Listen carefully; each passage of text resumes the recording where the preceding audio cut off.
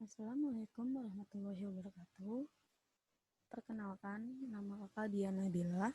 Di sini kakak akan membahas pelajaran bahasa Indonesia pada hari Selasa 4 Agustus 2020. Di sini kakak akan membahas untuk unit kedua, yaitu ada 6 pembahasan. Yang pertama, membaca teks prosedur. Yang kedua, menganalisis isi pokok dalam teks prosedur. Yang ketiga, menganalisis struktur teks prosedur. Yang keempat, menganalisis ciri kebahasaan teks prosedur. Yang kelima, mengembangkan teks prosedur. Dan yang keenam adalah mempresentasikan teks prosedur.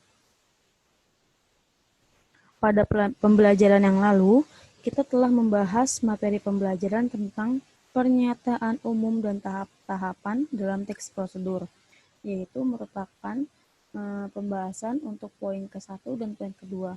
Dan untuk hari Selasa ini kita akan membahas untuk poin ketiga dan poin keempat. Untuk poin kelima dan poin keenam akan dibahas untuk minggu depan. Baik, di sini kakak ingin merefresh kembali apa arti teks prosedur. Nah, teks prosedur itu adalah teks yang berisi langkah-langkah tertentu untuk mencapai tujuan tertentu. Masih ingat ya? Nah, untuk selanjutnya kita akan membahas poin ketiga, yaitu menganalisis struktur teks prosedur. Dalam menganalisis struktur teks prosedur, kita harus mengerti dulu nih pengertian struktur itu apa. Nah, pengertian struktur adalah susunan, bangunan, atau hal yang disusun berdasarkan pola tertentu.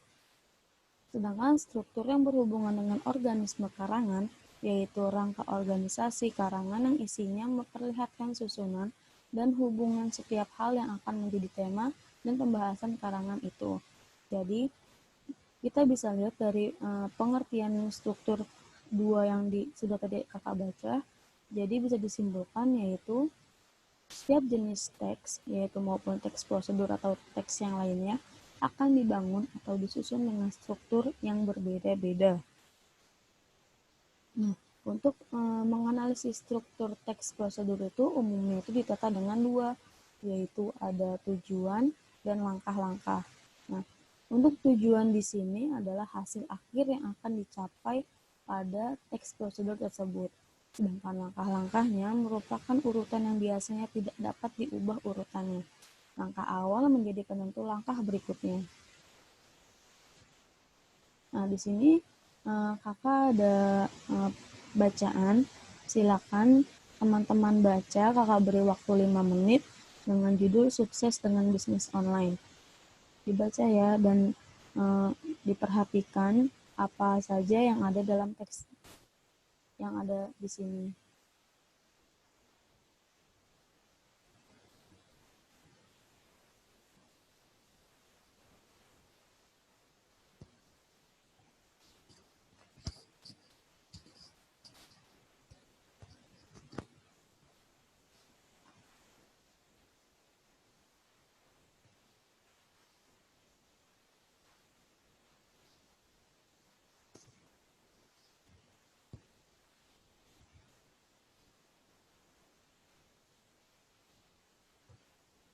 Dibaca ya teman-teman.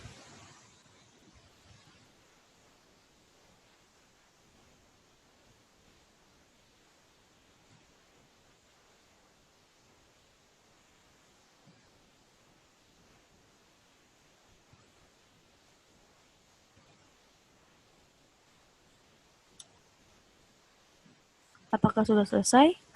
Nah, jika sudah selesai membaca, apakah sudah menemukan struktur teks prosedur dalam teks di atas? Nah, jika sudah, perhatikan struktur teks prosedur berikut ini.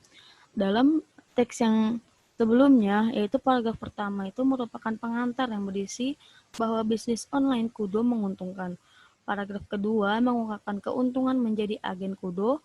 Paragraf ketiga merupakan tujuan, yaitu akan sukses jika menjadi agen Kudo. Sedangkan paragraf keempat betul-betul merupakan prosedur yang harus ditempuh ketika akan menjadi anggota Kudo. Dan paragraf kelima dan 6 merupakan penutup yang berisi ajakan untuk bergabung dengan Kudo. Untuk lebih jelasnya, perhatikan selanjutnya ya. Nah, Di sini sudah ada struktur dari teks yang sebelumnya tadi kalian baca, yaitu yang mana pengantar, tujuan, langkah-langkah, dan penutup.